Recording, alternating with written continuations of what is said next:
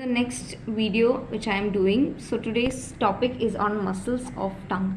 Muscles of tongue, actually there are two kinds of muscle, which I have given a gist about this in one of my lectures before. So there are two types of muscles, which is extrinsic muscles and intrinsic muscles. So I am going to talk about first extrinsic muscles. Extrinsic muscles, they help in the movements of tongue, and they are formed outside. Okay, they are present outside the tongue. Okay, so the origin is from the genioglossus is from superior genial tubercles. Hyoglossus is from the greater cornu of hyoid bone. Okay, in somewhere in my video in previous lecture I have said greater cornu and body. Okay, I was right. Okay, so the greater cornu of the hyoid bone, styloglossus from tip of the styloid process, palatoglossus from palatine aponeurosis, the oral surface of palatine aponeurosis, and they all are see, the first one, that is the genioglossus, that is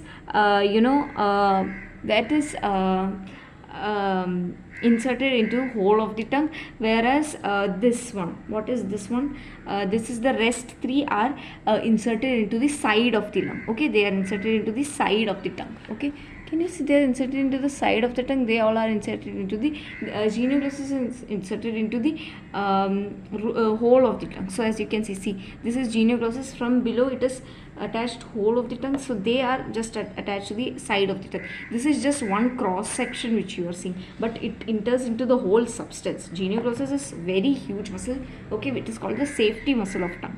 Okay, now what all are the functions? Genioglossus, it goes protrusion. Hyoglossus, it goes depression. See, depression, it is lying down. Okay, so hyoid is down, so depression. Genioglossus, it helps in protrusion. Okay, styloglossus, this you need to remember. Even if you are not able to remember the rest of the three, this you need to remember.